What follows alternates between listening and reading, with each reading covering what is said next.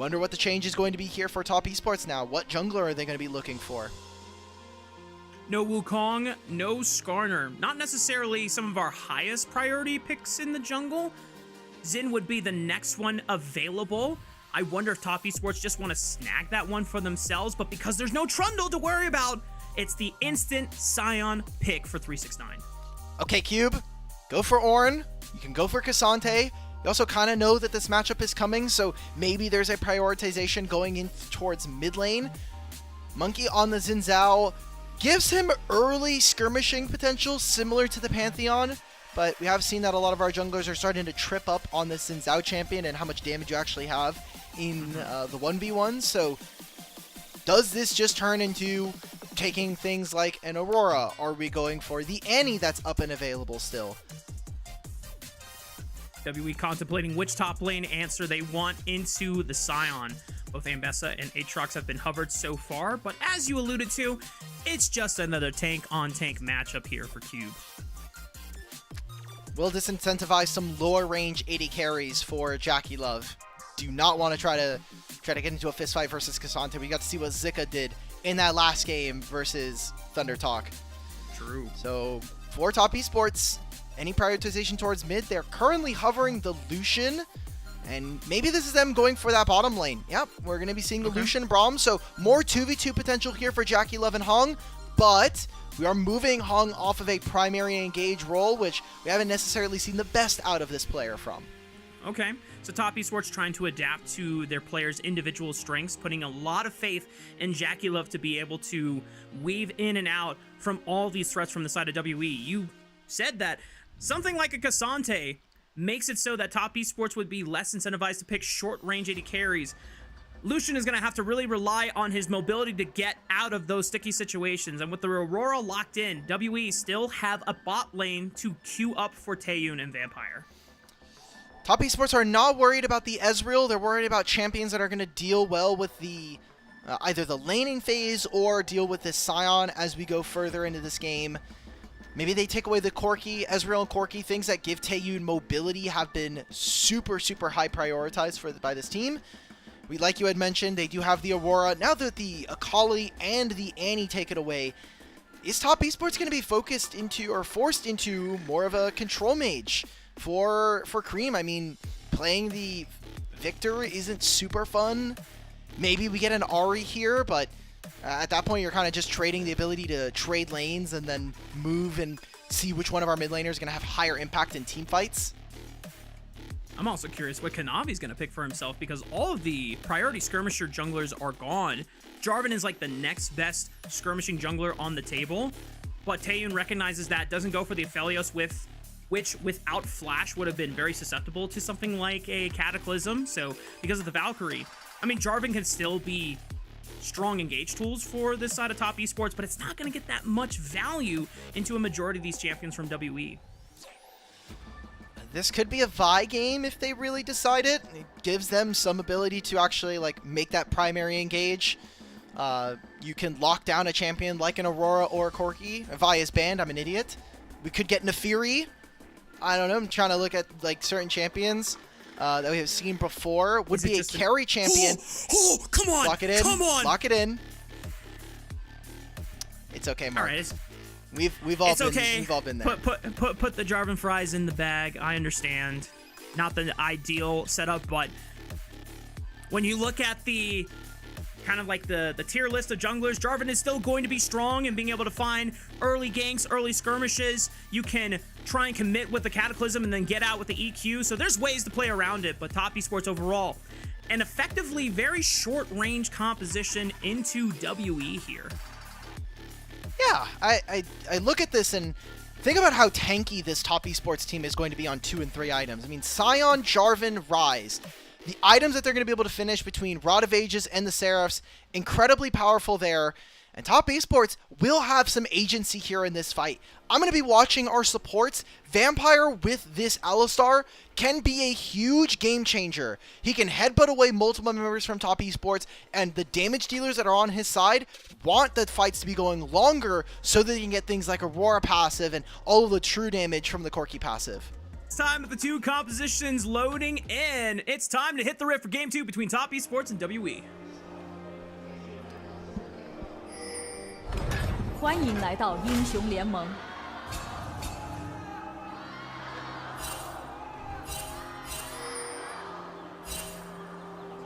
敌军还有30秒到达战场。 Okay, I thought there was going to be more for game 2. That wasn't the case. Maybe the Top Esports fans were like, they're going to choke this listen. one. I'll be back for game 3. Taeyoon. Yeah, that was Okay. crazy. Look at that. WE fans coming out. Let's go. Let's go. Oh, what is this start? Oh. I mean, Uh-oh. you have 369. Does okay. he know? Does he know? Monki! He sidesteps the decimating smash. Can he get out without losing his flash? No way! Oh my god, Monki! He doesn't have time to recall, though. He does not have enough time to go back and reset. So how is Monki going to problem solve this situation? He's not popping any of his pots right now. It might be a Raptor start. Seems like that's going to be the case. And junglers both starting on the top side and very few wards, but one that will catch out Monki. I mean, this might be an early invade from Kanavi again. He might just go straight up, blue buff into invade. And try to catch him at his red buff. You see that Kanavi is already positioned aggressively away from the blue buff, trying to leash it to its maximum range so that he can just simply walk around, EQ over that Baron Pit wall. We're getting aggressive on the bottom side of the map because Taeyoon and Vampire know, or at least Hong and JackeyLove know, that Monki's not going to be around anytime soon. Yeah. Level 1 more auto attack, and Vampire will wait out the auto timer before flashing away. This is so tough. Look at the minion wave right now. It's going to push in favor of Top Esports, and now Taeyoon. He's going to get tagged. He probably has to just lose his flash. Yeah, that's gone. So 3 summoner spells taken out by Top Esports with their incredibly aggressive bottom lane. And check where the junglers are. We thought maybe there was going to be some early pathing here from Kanavi. That's not going to be the case. He's going to go finish his full clear on the bottom side. Monki is going to skip his red buff because he has to be here for his bottom lane. And they're gonna dive bot lane. Taeyoon has nowhere else to go. Hong is able to tank out the last turret shot, and it resets back onto the minion wave. And because Vampire does not have flash, he can't even go for a punish. That's so tough. So Monkey's kind of screwed now because he knows Kanavi is on this top side of the map or has an idea as to where he could be. So if he meets up with him, does Kanavi still contest for the bottom side scuttle? You do have this Ryze who is helping push Karis out of the mid lane and could open up an advantage there, but they know that the bottom lane cannot answer from the side of Top Esports. Top Esports doing everything right so far. Pretty much every lane is pushing their opponent out of lane, forcing early recalls, early deaths, early teleports. This is setting up Kanavi to have Jungle Kingdom against Monki, which is very important to how Top Esports want to be able to set their jungler up for success so that he can basically create an unlosable state for Top Esports. Well, sometimes it is a losable position for Top Esports, but he is super focused on his own game. Kanavi kind of feels like a jungler's jungler, focused on making sure that he's fed, he has resources, and he has individual agency to make or break fights. I mean, look at his stats. First in group ascend amongst junglers for CS per minute, gold per minute, gold difference at 15. He's the jungler that leads other junglers in damage percentage, almost 19% of his team's damage. This guy is a carry jungler through and through. So if Sejuani comes back, Top Esports are going to be very sad, very, very depressed if Maokai Sejuani becomes the meta for Worlds. I will also be depressed. I want to see carry junglers. At least a couple. I don't mind if, you know, Sejuani and Maokai are still in the pool, but come on, man. All right, you know what? I'll give you one thing that you get to have fun with. You can have Nautilus for Worlds in the jungle, but it's gonna be Heartsteel every game. So take it or leave it. They have a Scion, so they're gonna initiate their lane swap, but it is WE first who are the ones here. So we'll be about probably like just 2 minions that Top Esports will miss out on, and maybe they try to swap back here, honestly. Just try to continuously pursue Taeyoon. That would have been crazy. I mean, Hong landed it right where Taeyoon was recalling. Yeah, unfortunately, just not in time. Yeah. They're swapping again. You can see it. Vampire and Taeyoon are moving on over. Cube is going to hit level 6 soon. So if he can force 369 away, not only does he miss out on a wave here, but he'll also be really primed for this bottom lane to take advantage of this Scion and set up for a potential kill here. Yeah, a lot of aggressive damage from Cubes, Cassante onto 369. I'm curious if WE can set themselves up for an early dragon. Oh, nice EQ by Kanavi, set up by Creme with the Empowered Room Prison. Karis cannot get away or flash in time, but now it's a 4-man dive set up against 369, not level 6 yet. Can he hit it off? The minion wave goes for the Decimating Smash, might just be too long to be able to get to that level 6 point. Kanavi and Creme arrive with the Realm Warp, but they can't do anything other than just pick up the minion wave experience. Please show me top lane right now, observers. Please just show me what is happening. Because JackeyLove and Hung just got a full wave under this turret. They took up turret plate for themselves. They're going to get another one here. WE spent so much time on the bottom side. We were talking about the swap coming through, but think about how late this was. While JackeyLove and Hung were slamming this top lane tier 1, Cuba still bottom lane prepping for what was going to be a dive on a 369. So I feel like Top Esports are really happy with this. Not only the kill in mid, but they got so much gold onto Creme and JackeyLove individually. And for Top Esports, at the end of the day, it's their carries getting accelerated and WE putting a tank behind. And one in Scion where we have seen many games where the Scion doesn't get that much gold. He's still effectively a front line. He's still going to get a lot of HP. He gets cheap. He gets it cheap because of his soul furnace passive, right? Like, exactly. He just gets free HP. He's at currently 200, but imagine we get to a 25, 30-minute game. It's probably going to be somewhere around 600, almost 1,000 at that point. That is a really easy way to cheat a gold deficit. And now WE are going to have to problem solve on how to approach Top Esports for these grubs. I thought that WE surely would have just gone for the dragon with all 4 members there. But now, because they invested into that dive, they have to redeploy, focusing on the top side. Kanavi trying to threaten. Monki does manage to secure his Krugs with the smite, but JackeyLove is on the aggressive alongside Hung, just constantly putting damage into Vampire's bed. And look at what Creme is doing in the mid lane. He gets moved first out of mid lane, can force Karis away so he can't reinforce the rest of his team. I love this play from Top Esports, and more of what we were expecting coming into this series with aggressive moves from our solo lanes and just for the ability for Top Esports to play essentially a style that embodies a full court press from them.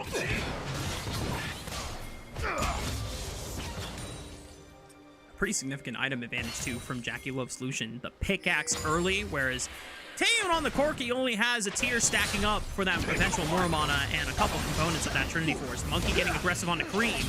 This Rise still has flash I should say, but doesn't look like he needs it. And WE do a good job at least pushing out the Rise. Kanavi gets 1 grub before the rest of WE start piling on in. Creme does have Scion's gonna come. Yeah. Creme's teleport is still not going to be up for another like 8 seconds though, so he's going to be late. He's really low for this play. 369. Here comes the 369 train. Barely misses Karis, but he bounces off the wall, finds the knockup onto Cube instead. It's all out chaos in the middle of the river. Creme trying to pump out as much damage as he can while low on the Rise. Oh no. Cube getting aggressive on the Hong. He's able to flash away, but JackeyLove is about to get dropped by Karis' Aurora. And don't tell me it's another disaster for Top Esports as WE just wiped the floor with them. Triple kill here for Karis. 2 grubs here for WE. You're happy. Oh, Scion stole one of them. Scion stole. That's really, really important for this team. And Creme taking a bad timer in mid lane ruins this play for Top Esports, in my opinion. Like, that should have been a much more even fight. We were prepping. Hey, 369 is on his way from bottom lane. He'll have his ultimate. Creme should have found a timer to recall, let Scion take control of mid, and now like Top Esports, they got themselves the feats of warfare, but like, watch how this play works out for them. So much damage from this Aurora, and none of the real damage dealers are doing to any relevant member. It's just Cassante, who lives for an incredibly long amount of time. And the nice thing for Monki's Crescent Guard here, he's able to split up Creme and JackeyLove from each other. Taeyoon able to position himself right in the middle of his steal it. And he just walks up and he autos it. That's great. 140 HP. I love Scion passive, man. That's crazy work there. Well, the gold lead is even, or practically even, between both teams. We didn't get a chance to talk about the scaling factor, how if a team would like to take it slow. Obviously, something like Scion is always going to be nice the later the game goes on, but Cube is also playing a tank. So in terms of frontline department, both teams are kind of even in that regard. I would say that WE have a lot more options as the game goes on, mostly just by way of how their champions are going to interact on range versus top esports, because you're going to have Creme, who eventually can deal a lot of damage, but he's going to have to wait, and he's going to get tanked as this Rise. Rod of Age is giving him all these stacks, the Seraph's Embrace. He could also opt into things like the Frozen Heart versus a Xin Zhao and a Corki. I think that definitely makes some sense there. But JackeyLove needs fights to go a little bit longer in PTA and the Lucian build that is currently kind of rocking around the map right now. So generally, I think I would prefer to play the WE side of this draft if we were to just, you know, nameplates off and everything. But I think the Top Esports draft is really robust and very easy to execute on. Top Esports were trying to start up the first dragon of the game, but the immediate teleport from Karis on the objective means that WE get a leash from Top Esports and say thank you very much for the first dragon of the game. Are they going to try and pick a fight here? Looks like they're going to lose plates, though, because they're losing access on top lane right now. Creme gets a wave. Cube will get there in time, but late afterwards. We're trying to go for Karis here. He has ult. No flash available. Another decimating smash. I mean, Karis just does not want to pop the Between Worlds until it's too late. Karis! What are we doing? Just use the ultimate first. There's no fight for the next 3 minutes. This cooldown is incredibly short, even with you going the Leandri's item, right? Like, that is Karis being a little too disrespectful of some of the damage potential of a Scion, and that now gives Top Esports breathing room in this game. Karis is no longer catching a wave. He used teleport to get to this player. Remember that. He dropped the wave in topside, so this Aurora is going to start to sink in gold. Has 1,000 gold lead over this Rise, but that could very easily evaporate. Yeah. The longer the game goes on for Creme, the more durable of a kind of a mid-fielder fighter he will be, being able to dance on both front line as well as back line, given the type of items he's going to be building. Calling from JackeyLove. Chunks Taeyoon below 50% HP. Still healthy enough to survive and not need to pop either flash or barrier. We don't have an objective for a couple minutes here, so it's just JackeyLove trying to use his ultimate on cooldown while he has an opportunity to see if he can get an opportunity to chip some extra plates off of his turret. He's ahead of his opponent. He's 20 CS up, and if he really wants to, if maybe Jarvan was a little closer, he could have potentially even walked into that mid lane wave and hit that turret. So JackeyLove opening up a pretty big advantage. We're seeing that across some of these lanes. 369's doing it. JackeyLove is doing it. So try to brute force your opponents by having more access to gold, more access to items eventually. And a good enough timer, especially with, like you had mentioned, 1.5 minutes before that Herald spawns. Top Esports are very set up with the fact that Rise is getting priority in topside. You're never worried about this situation, and it's up to WE to problem solve how they're going to get into this objective. Yeah, thinking about their methods of engage, it's really just Vampire finding a multi-man pulverize, if not at least a single target that they can try and blow up with the rest of their damage dealers. Everyone else is kind of conditional from the side of WE when looking for an engage. Cube has to find a flank with a TP and try and bring someone in with the all-out. That's not always reliable. So WE, if they can find a window to get some aggressive vision on this top side of the map in the jungle quadrant Top Esports, maybe that's a way they can at least create that window. Certainly looks like from the side of WE, they want to see if they're going to be able to answer, maybe be a bit cheeky, catch Creme out. It does have teleport. He's not going to fall for the bait, so WE scaling a little bit more. And Kanavi shows here. Okay, well, JackeyLove chunks Taeyoon below 30% HP right before the Rift Herald spawning in 20 seconds. They are uncontested right now on the tier 1 turret. Hong is going to stop the recall. That's huge. He doesn't have TP on this Corki either, so this is now Top Esports in a major position to contest this Rift Herald. Looks like they're moving into bottom side. They don't want to go for this Herald immediately right now. See if they can open up the map a little bit wider, maybe get a second turret here, go into bottom side, help this Scion out a little bit. It'd be up to WE to pull the trigger here. Mark, I've been flashbanged. I've seen one of the worst pieces of news possible in the middle of the series. Oh, I've been waiting to spill that, but if Top Esports don't contest the topside objective at this point, then I'm ready for you to drop the news. However, okay. Hong is fine. He's playing Braum. They didn't get too much on this bottom side play. Cube's going to look to teleport into this Herald. And it is up to WE. How do they secure this objective right now? And do they feel comfortable with the items that they have to be able to match up versus Top Esports? TP's coming in early from Cube. Finally is matched by 369 on the Scion. Rift Herald below 5,000 HP, still plenty of time, but the eye drops it to 2K. Here comes 369 for the unstoppable onslaught. Monki goes in. It's Kanavi that secures the objective. Between worlds, catches everyone in, but JackeyLove and Creme are staying safe, and now they walk forward, and they start pumping damage through WE's backs. Cube takes 369 on the other side of the wall, but he still has a flash to be able to reposition to safety with the rest of his team. Cube goes aggressive, but this might have been ill-fated. They find enough damage on the 369, and they're still trying to play out these battle lines, but the calling comes back off a cooldown. Realm Warp for what? I guess it's able to scare Taeyoon. Right, they can win this, they can win this. But JackeyLove is still playing. He flashes forward onto Taeyoon with the barrier for the bait. Does he have the vision advantage? They both go down. It's chaos in the river. Karis able to find one more blast on the Kanavi. It goes pretty damn even in the end. And they try to use the Rift Herald immediately. It's going to go topside. Creme has to teleport. How much can they actually get? If this Herald goes over to Top Esports and they're not able to grab the turret, seems like they're going to get a top lane tier 1 for themselves, and Creme's going to get a big influx of gold. A massive steal here from Kanavi, being able to get into the pit at the very last moment. This should have been up to Vampire. He's trying to stop Hong. I think this is a huge misunderstanding of how you're supposed to execute in these fights, but even with how close it is, even with WE losing members up front, Karis and Taeyoon and Cube are stepping up here. It allows WE to go not severely down in gold at the end of this fight. The fact they're able to pretty much equalize on the kill score here. It gets so crazy in the second half of this fight too, because everyone's big cooldowns have already been expended. We start burning flashes, we start burning barriers.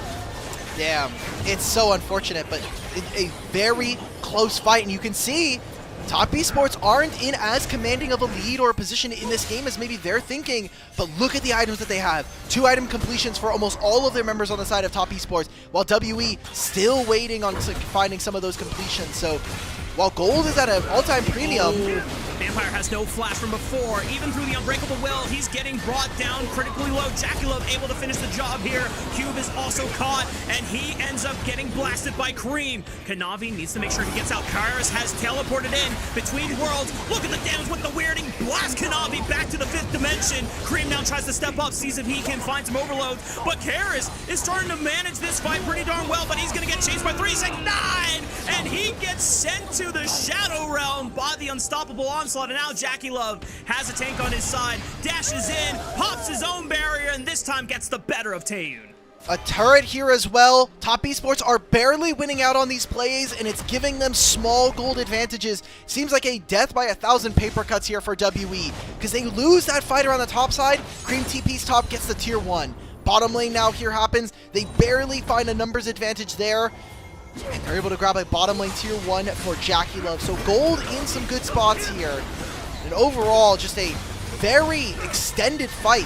Cube he got very close to finding his ultimate over this wall. I feel like he could have kidnapped one member of Top Esports and maybe made this a lot easier for his team. Karis still dealing damage. He got forced into the between worlds there. He got a second reset of his W thanks to Hong dying. Incredible stuff. If they play this even 5% better, I feel like WE would be in a commanding spot in this game. It has been a game of inches, of microseconds between both of these teams and both of these skirmishes that we just saw back to back. But in the end, Top Esports now starting to come away with a pretty significant gold advantage now. Just look at the 80 carry differential right now. Almost 3,000 gold. JackeyLove is about to finish his 3rd item before Taeyoon even finishes his 2nd. Actually going to Monki. Monki gets knocked up. He gets put into the baby cage. Monki's got nowhere else to go. He already burned the flash, and he ends up getting blasted. Now WE have to carry on the fight through. Hung gets a lot of damage taken out of his health bar, and the bleed and the passive from Karis is able to finish the job. But now Karis falls, and Q goes all out onto Kanavi, but can he have the damage to actually look for the jungler? It's not going to be the case. JackeyLove goes over. Oh no, Vampire punted JackeyLove away! Oh, that might have been a little bit of a saving grace, a consolation prize for WE, but in the end, JackeyLove still survives. 369 making sure that Taeyoon cannot interact, and nice. Taeyoon knows that he's like, thanks, man. I don't get to play the game this game. Otacon for top esports as well. It's that kind of feels like the last fight that WE are going to be able to take. Monki getting caught out way too many times in this game. Kind of a hallmark performance, I would say, where there are just individuals who are not performing here for WE. Vampire, I think, kind of confused on what he's supposed to do on this Alistar. You don't have to be primary engaged with this champion. You can use it to peel. You can stop a Jarvan, and from the objectives that we set up from him early from draft, I feel like Vampire has not been able to pilot this Vampire in the way that we would have expected. Monki still finally gets to use his flash, but 369 is going to lock him down with a decimating smash. And the rest of top esports taking that first game very personally, ensuring that Monki is always the first one to fall here. The 369 unstoppable onslaught just deletes Vampire from the game. Taeyoon gets flashed on, even though he used his own summon spell to try and escape. And it does not lead to anything good for the side of WE. Kanavi just making sure that Karis doesn't get the step up. If top esports had a wave, that would have just been the end of the game. Yeah. WE are very lucky that that was not the case, because 7,000 gold lead out of nowhere. We're 22 minutes in, and what was looking like an even game turns into an all-out blood fight from top esports. I don't know. I mean, I know what happened. I just don't understand what is going on from WE. And Karis is the only one who deals a significant amount of damage. Taeyoon's very close to finishing a Muramana, so if they want to fight now, like, now better than never, but why did we not just wait like 3 minutes? It has been severely unfortunate for WE to continuously be dragged into multiple bloody skirmishes where a couple of their carries have not been able to benefit from them. As you called out, Karis is the only one that is putting in any significant work or at least revenge kills in these exchanges. But unfortunately for WE, that's just not enough, especially when the enemy Lucian is now 3.5k gold ahead, and Corki now just getting a chance to complete his Muramana. Alright, so Dragon does go over to top esports as they complete that. Aurora can look for a teleport. Don't have too many wards behind them, but just having the Hextech portals again. There's that single ward behind him right next to the Dragon. It seems like that's the angle here from top esports. Can WE take them down? Top esports know that the flank is coming from Karis. JackeyLove opens up with the pulling, decent damage, but now they have to be careful about where this Bunny Witch is trying to hide. Gets massive damage onto Creme at 369, but can Karis escape? Kanavi repositions to his other backliners as JackeyLove is all isolated, but he's totally fine. He's got the mobility to dash in and out, and 369 is manhandling Karis all by himself. He gets Creme in for the alley-oop. WE gonna get aced at 24 minutes in top esports. I don't know if they have enough time to finish the game, but they're gonna try. Top esports, I'm looking at 369. He's got his teleport. They're gonna look to try to end this one. Long death timers and 10 seconds before Vampire is up. This could be the end of game 2, and of course, couldn't have been any other way, Rafa. We got WE going to 3. Top esports had something to say after the way WE were able to destroy them in game 1. They bounced right on back with just as much fury and decimation from the side of WE in game 1. Top esports, even the score, we're going to game 3. Damn. Not a close game, it felt. We got past 10 minutes, and we're like, oh, top esports are just winning fights. That rise became incredibly impactful here in this game alone, and 369 on tanks continues to prevail in this season. Humor me, Alk. Because game 1 almost felt like top esports did not really have their heart in it and were underestimating WE a little too much. And then after getting blasted and coming into game 2, I don't know if it was the coach telling them, lock the frick in, or stop messing around, but Top Esports looked completely different, and in just the way they were committing to fights early on and being able to find very clean executions of early game setups and just dismantling the foundation of WE. Monki did not play to the level that we expect from a caliber player. Again, this is his first year as a full starter. He's no longer sharing a spot with another player like he was on EDG. This is his full first year as the beginning jungler for Team WE, and that wasn't even the case for the first part of it. We had, I think, like 1 or 2 series where we had Tenjin on this lineup, and then he was gone. We had Monki immediately step up and essentially lead this team to heights that they have not seen, this organization has not seen in a very long time. So live and die by Monki is just kind of how it goes.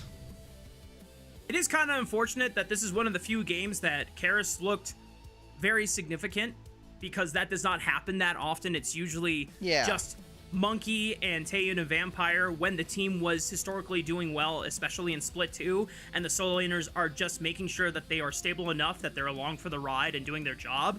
This was one time where it feels almost disappointing that WE were not able to play around this very fed Aurora, because she was creating opportunities and they just couldn't capitalize on it.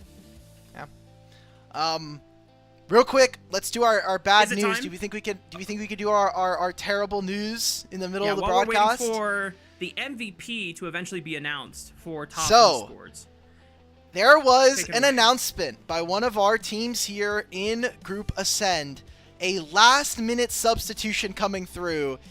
Fun Plus Phoenix welcomes JeJe to the lineup.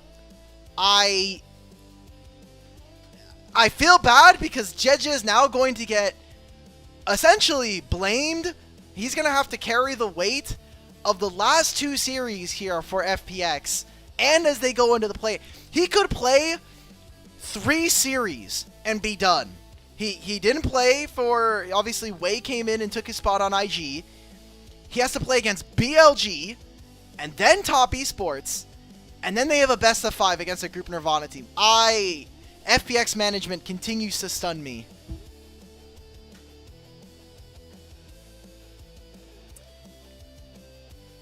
I'm baffled.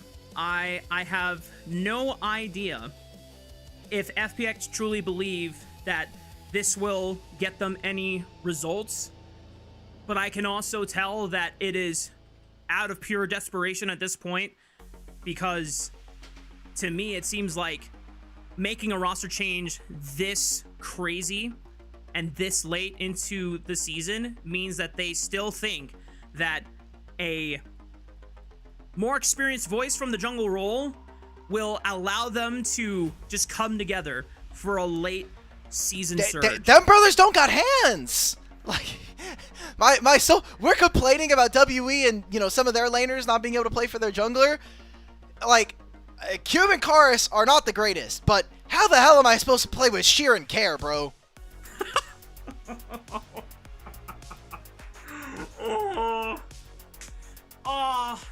Like, I know we don't have FPX on tonight, but we have talked multiple times about FPX in general, how either Care has had to step up or has needed to been stepping up for this team since he is the longest tenured player on this org, the franchise player, the person that was supposed to be the new face of Fun Plus Phoenix after Doinby's departure.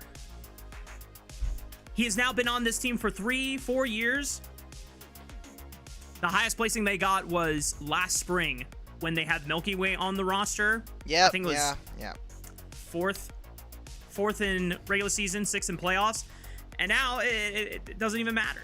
Doesn't even matter because they can't even have Milky Way play. And Milky Way wasn't even playing that well when he came in, unfortunately, either. Exactly. So, he got hit with the RNG diff. So, still, that's the most surprising thing to happen. Was happening, I think, during Game 1 and got announced right before we went into Game 2. So, otherwise, there was not much to talk about, as you can tell, for our second game here of this series.